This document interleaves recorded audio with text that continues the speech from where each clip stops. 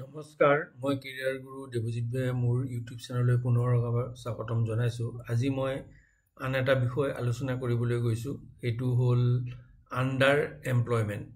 আমাৰ ভাৰতবৰ্ষত চলি থকা নিবনুৱা সমস্যা বা আনএমপ্লয়মেণ্ট সমস্যাৰ কথা সকলোৱে জানে, কিন্তু তাৰ সমান্তৰালভাৱে আৰু এটা ডাঙৰ সমস্যা চলি আছে, সেইটো হ'ল আণ্ডাৰ এমপ্লয়মেণ্ট। যি সময়ত PhD ডিগ্ৰীধাৰী বা মাষ্টাৰ ডিগ্ৰীধাৰী বা BTech ডিগ্ৰীধাৰীসকলে গৈ পিয়ন চকীদাৰ নতুবা চাপৰাচীৰ কামো কৰিব লগা হৈছে, সেই সময়ত আণ্ডাৰ এমপ্লয়মেণ্টৰ কথাটো অতিকেই গুৰুত্বপূৰ্ণ। ইয়াৰ এটা মূল কাৰণ হ'ল যে আমাৰ শিক্ষা ব্যৱস্থা, আৰু সেই শিক্ষা ব্যৱস্থাত কেৱল ডিগ্ৰীৰ প্ৰতি অধিক গুৰুত্ব দিয়া হয় আৰু স্কিল বা কৌশলৰ প্ৰতি কম গুৰুত্ব দিয়া হয়। তাৰ ফলত সকলোৱে ডাঙৰ ডিগ্ৰী লয়, কিন্তু শেষত তেওঁলোকে আনএমপ্লয়ড হৈ থাকে আৰু শেষত উপায় নাপায় আণ্ডাৰ এমপ্লয়ড হ'ব লগা হৈ বাধ্য হয়। আমি এতিয়া যদি কথাটো আলোচনা কৰোঁ, যিমান মানুহ আনএমপ্লয়ড আছে তাতকৈ সৰহসংখ্যক মানুহো হয়তো আণ্ডাৰ এমপ্লয়মেণ্ট আছে।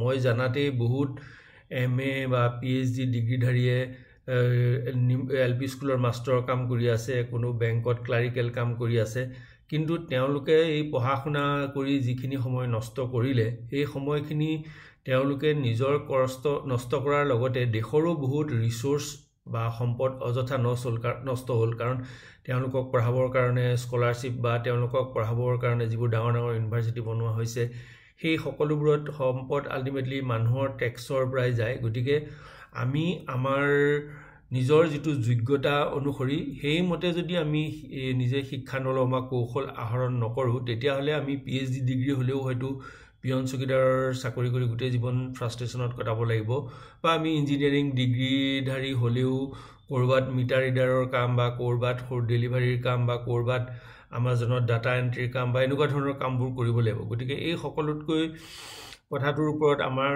চৰকাৰ বা শিক্ষা ব্যৱস্থা বা কোনেও গুৰুত্ব নিদিয়ে। তেওঁলোকৰ কথা হ'ল যে কোনোমতে এটা ডিগ্ৰী দি তেওঁলোকক বজাৰত এৰি দিব পাৰিলে হ'ল। তেওঁলোকে পিছত কি কাম কৰিছে, তেওঁলোকে যে গোটেই জীৱন ফ্ৰাষ্ট্ৰেশ্যনত কটাইছে, তেওঁলোক আণ্ডাৰ এমপ্লয়ড হৈ আছে, সেইটো কোনেও গুৰুত্ব নিদিয়ে। আমাৰ শিক্ষা ব্যৱস্থাইও গুৰুত্ব নিদিয়ে, আমাৰ সমাজেও গুৰুত্ব নিদিয়ে। আমাৰ সমাজত কেৱল ষ্টেটাছ আৰু যিটো সমাজে কি ক'ব, এইবোৰৰ ওপৰত ধাৰণা কৰিয়ে বহুতেই তেওঁলোকে BA পঢ়িব যায়, তাৰপিছত MA পঢ়ে, তাৰপিছত ডক্টৰেট কৰে। মই মাজতে সিদিনা এগৰাকী ছাত্ৰক লগ পাই সুধিলোঁ, কি কৰি আছা? তেওঁ ক'লে যে মই বৰ্তমান পষ্ট ডক কৰি আছোঁ। এতিয়া তুমি পষ্ট ডকৰ পিছত কি কৰিবা? কৈছে সেইটো নাজানো। গতিকে এনেকুৱা এটা ব্যৱস্থাত আমাৰ আণ্ডাৰ এমপ্লয়মেণ্টটো এটা ডাঙৰ সমস্যা। গতিকে যিজন মানুহে F-16 বিমান চলাব পাৰে, তেওঁক যদি ৰোড ৰোলাৰ চলাব দিয়া হয়, বা যিজন মানুহে খুব এটা ভাল ইঞ্জিনিয়াৰিং ডিগ্ৰী লৈ তেওঁ ইঞ্জিনিয়াৰিং ক্ষেত্ৰত আগবাঢ়িব পাৰে, দেশৰ উন্নতি কৰাব পাৰে, তেওঁক যদি মিটাৰ ৰিডিঙৰ কাম দিয়া হয় বা তেওঁক যদি প্ৰাইমেৰী শিক্ষক হিচাপে নিযুক্তি দিয়া হয়, এইবোৰো হ'ল আণ্ডাৰ এমপ্লয়মেণ্টৰ একোটা ডাঙৰ উদাহৰণ। কিন্তু পেটৰ দায়ত উপায় নাপায় সকলোৱে সেই কামবোৰ কৰে যদি তেওঁ সেই কামটো এফিচিয়েণ্টলি নকৰে। কাৰণ যিটো কামৰ কাৰণে যি যোগ্য, তেওঁ সেই কামটো নিজৰ কাম বুলি ভাবি অতি এফিচিয়েণ্টলি কৰে বা ভালদৰে কৰে। কিন্তু যেতিয়া এজন PhD ডিগ্ৰীধাৰীক LP স্কুলত পঢ়ুৱাব দিয়া হয় বা তেওঁ পিয়ন চাপৰাচীৰ কাম কৰিব দিয়া হয়, তেওঁ নিজৰ কামটো ভালদৰে নকৰি প্ৰথম দিনাৰ পৰাই তেওঁ ফ্ৰাষ্ট্ৰেশ্যনত ভোগে। গতিকে এই আনএমপ্লয়মেণ্টৰ লগতে এই আণ্ডাৰ এমপ্লয়মেণ্টৰ সমস্যাটো আমাৰ যিসকল প্লেনাৰ আছে বা আমাৰ যিসকল পলিচি মেকাৰ আছে, তেওঁলোকে অতি গুৰুত্ব সহকাৰে ল'ব লাগে।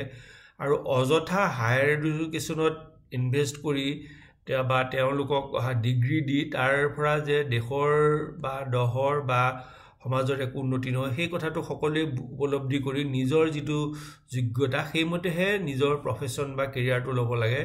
সেইকাৰণে মই ক'বলৈ যাওঁ যে কেৰিয়াৰ বাই চইচ, লোকক দেখাক দেখি সেইটো কেতিয়াও দৌৰিব নালাগে ডিগ্ৰীটো। আৰু সমাজেও ডিগনিটি অফ লেবাৰটো বুজিব লাগিব। যদি এজন ড্ৰাইভাৰৰ কাৰণে যোগ্য, তেওঁ লেলাই ঢেণ্ডাই গৈ 3rd ডিভিজনত মেট্ৰিক বা PU বা BA পাছ কৰাৰ পিছত MA পাছ কৰি যদি তেওঁ ড্ৰাইভাৰ কামটো কৰিবলৈ লাজ কৰা হয়, তেতিয়াহ'লে সেইটো সমাজৰে ক্ষতিকাৰক। গতিকে নিজৰ যোগ্যতা চাই আৰু নিজৰ যিখিনি কেপেবিলিটি চাই, সেইখিনি চাই শিক্ষাটো গ্ৰহণ কৰিব লাগে। আৰু সোনকালে বা কম বয়সতে আমি কোনো এটা প্ৰফেশ্যনত বা কোনো এটা স্কিলত সোমাই যাব লাগে। কাৰণ এটা কথা আছে যে বুঢ়া শালিকাই মাত নলয়। গতিকে বয়স পাৰ হৈ যোৱাৰ আগতে এই সকলোসমূহ সিদ্ধান্ত লৈ আমি যাতে আণ্ডাৰ এমপ্লয়ড হ'ব নালাগে, সেই বস্তুটোৰ প্ৰতিও চকু ৰাখিব লাগে। ধন্যবাদ।